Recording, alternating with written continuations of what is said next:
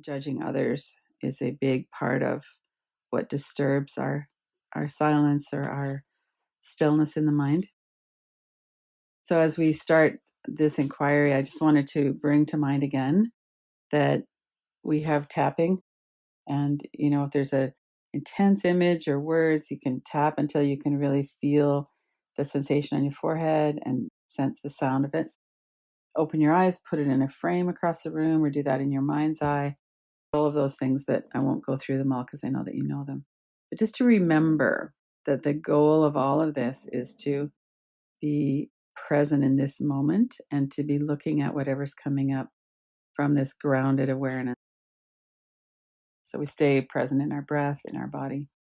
And that even when we're drawn into that other stream, that the quiet is always here too. And so we don't have to try and search for it or find it. We really just use the tools we have to come back into knowing the quiet.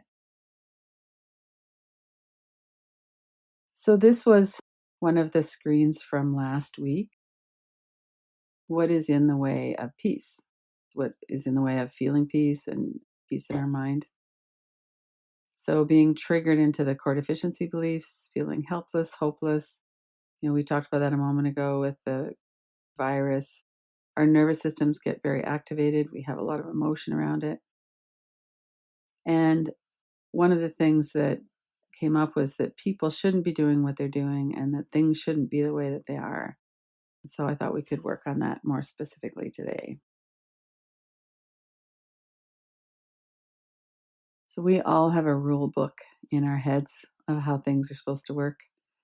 And it could be that life is supposed to be fair. That has always been a big one for me. And I must admit, I still have a strong preference for fairness and justice. And it's more than a preference, really. That can be a very solid ethical ground that things should be fair and I'm not going to take advantage of people. And we all have a whole bunch of them. People shouldn't cut in line. If we're in a merge lane, that people should wait their turn.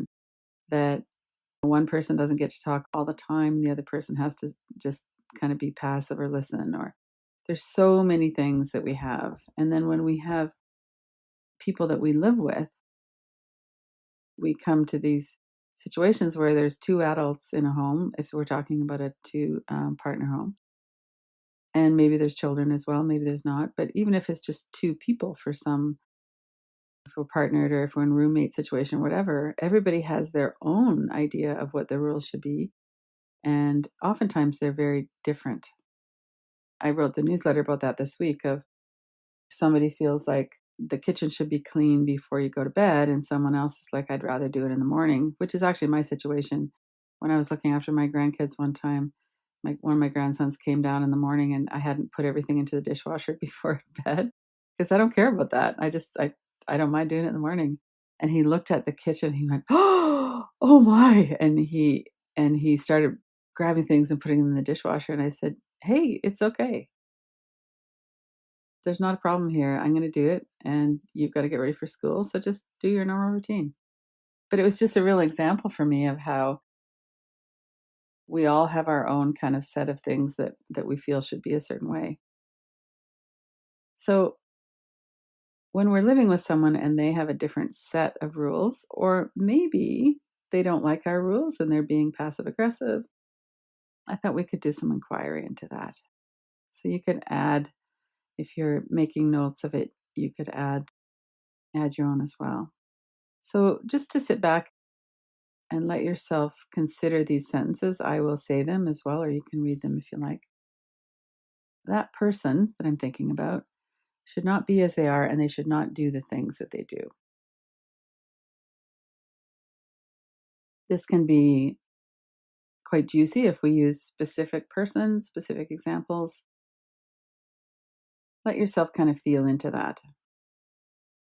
And notice some of the thoughts that come up in your mind. There can be a lot of internal grumbling that we do about this. They must know that behavior bugs me. Like, why do they still do it? It's so simple. All they have to do is.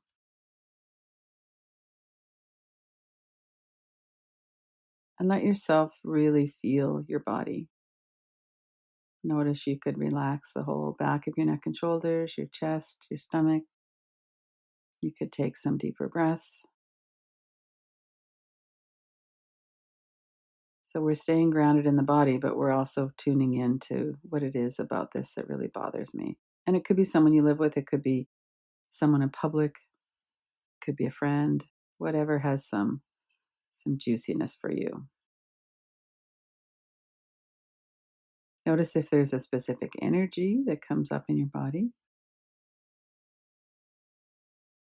Maybe you're starting to clench your teeth. You're heating up.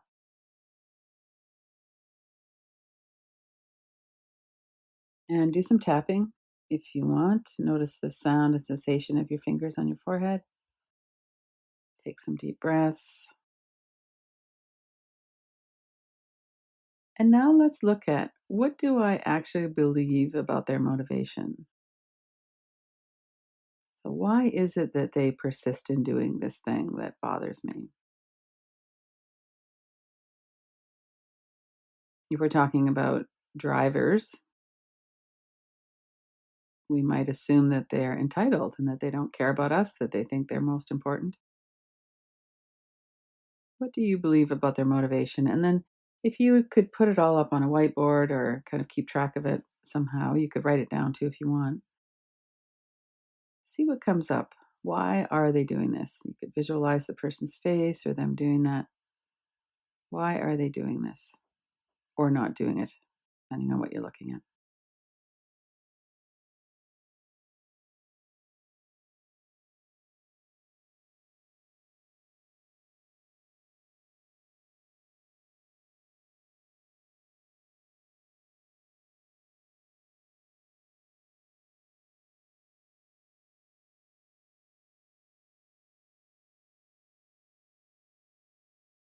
And notice if this seems vindictive. Is this something where someone is trying to hurt you? Are they doing it just because they want to make you mad or to bug you?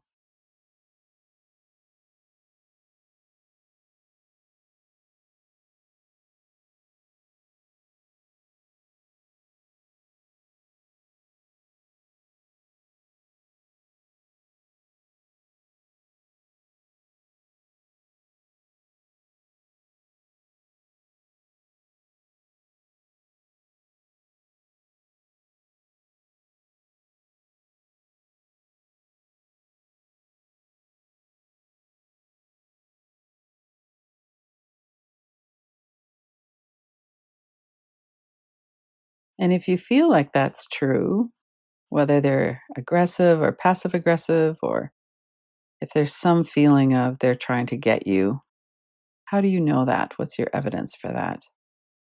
And you might bring up images of memories of past times, a look on their face. Notice how it is that you believe that. What is the evidence for that?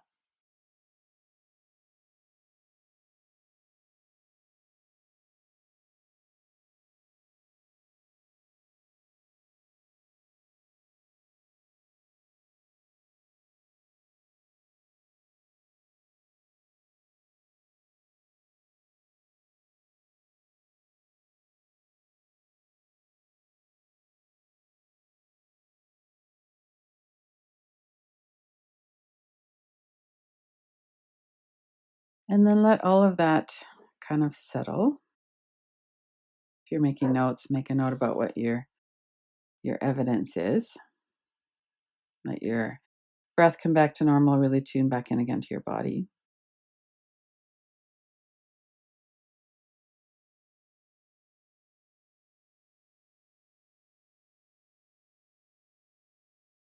And then notice, what are some other explanations? What are some alternatives that might be the reason or might be behind their behavior or not going with what you think is important? What are some other reasons other than they're trying to hurt you?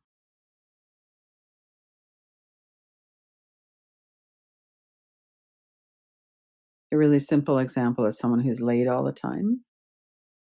Procrastination and lateness is often a trauma response, but we might not think about it that way. We'd often think about it as They don't respect my time. They don't respect me. So, not try to figure out, yes, I think that is the truth. Just look at what are some alternative explanations. See what comes to mind and kind of brainstorm on that for a minute.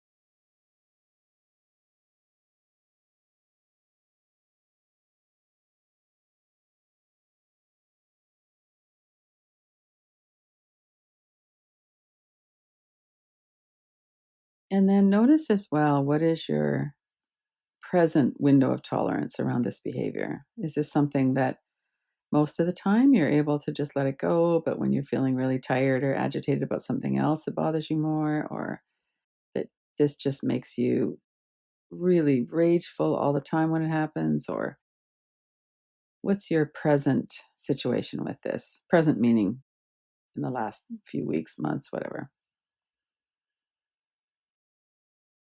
How much are you able to tolerate this behavior that you don't like and that you don't believe is right? And stay really present in your body so that your heart can tell you, your gut can tell you.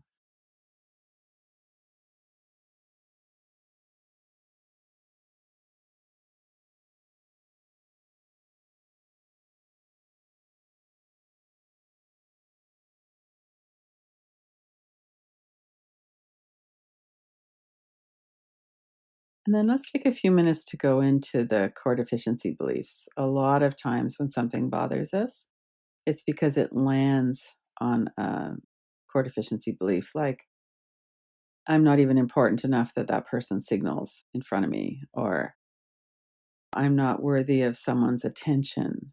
So when I'm being ignored, that really bothers me. There's so many ways that this can work. So let's just look at that for a few minutes. When that person does this, I feel this. Remember the tools: tapping, tracing, sitting with the sensation. What does this reflect back about you?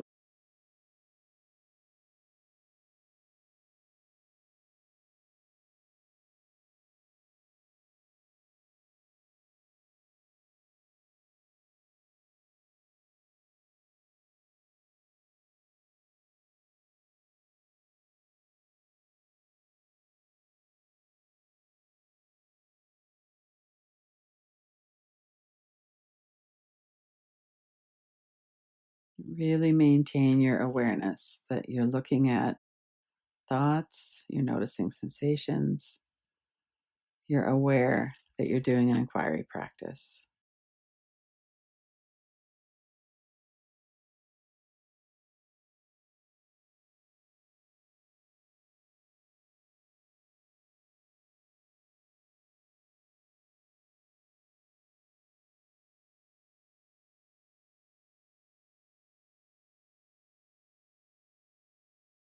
There might be one thing come up, there might be a few, might be very familiar. These core deficiency beliefs usually are. They often come with energy or sensation in the body, so you could sit with that, notice the space all around it. Notice the details of it. Is it moving, still, hot or cold? That kind of thing.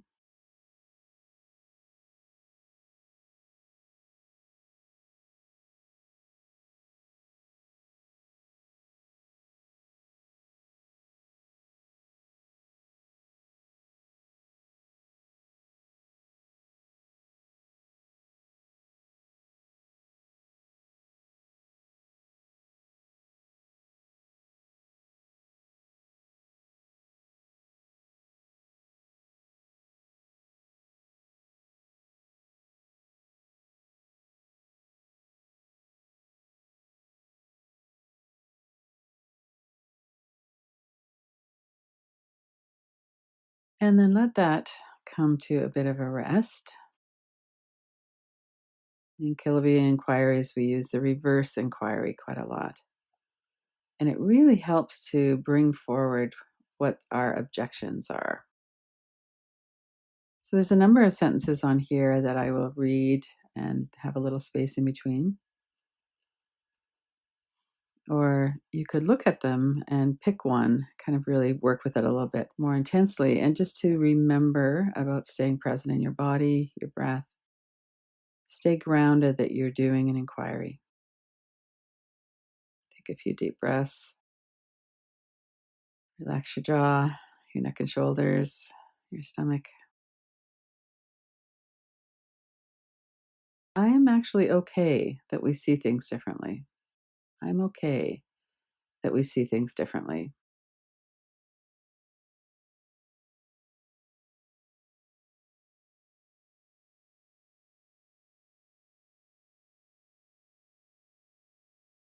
And we're not looking to the mind to figure it out. We're looking to the heart or our gut.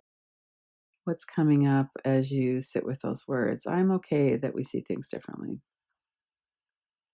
And use your specific example, whatever comes to mind, so that it doesn't get too global. None of us are okay with everybody who sees things differently because some people are actually a threat to us. So just whatever your specific example is, notice your response. I'm okay that we see things differently.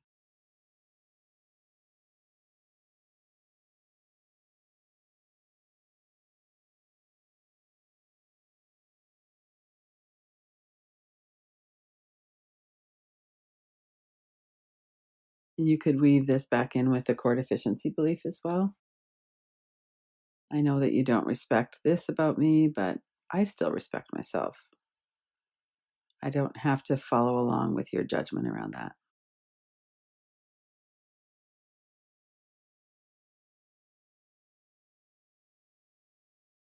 Stay connected with your breath.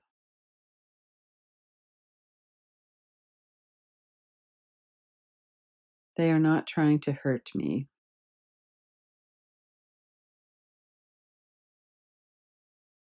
I feel safe even when you do that irritating behavior. Whichever one of those sentences has more resonance. They are not trying to hurt me. I feel safe when they do that irritating behavior.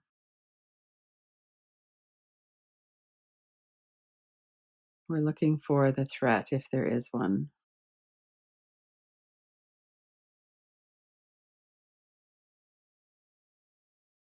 If we feel unsafe, what is it about the situation? What comes up? I feel safe even when you do that irritating behavior.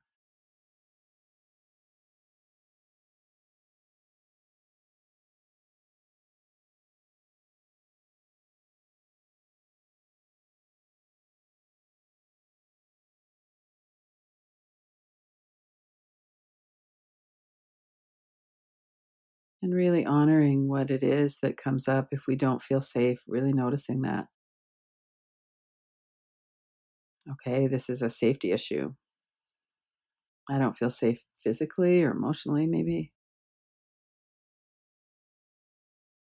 Take some breaths, put your hand on your heart if you like, just to reassure yourself it's okay to feel what we feel. We're not looking for a certain outcome, we're looking.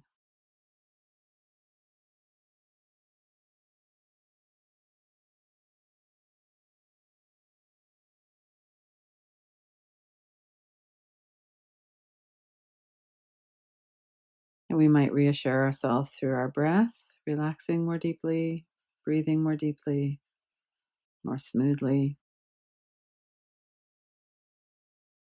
When it comes to safety, it's different in the past than it is in this moment.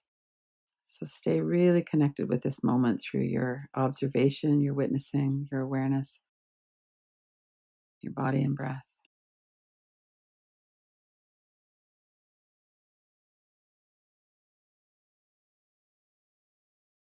And then I don't need you to be a certain way. This is a big one. I don't need you to be a certain way.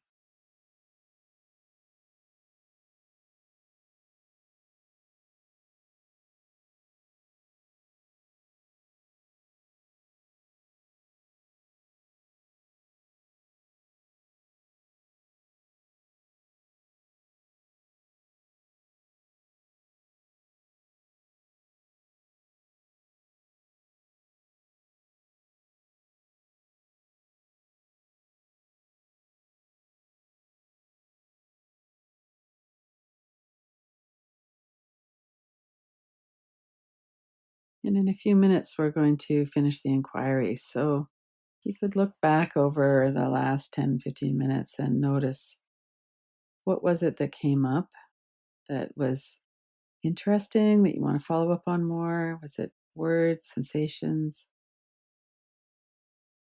I don't need you to be a certain way. If that's not really true, what is it that we need to be different? What comes up around that?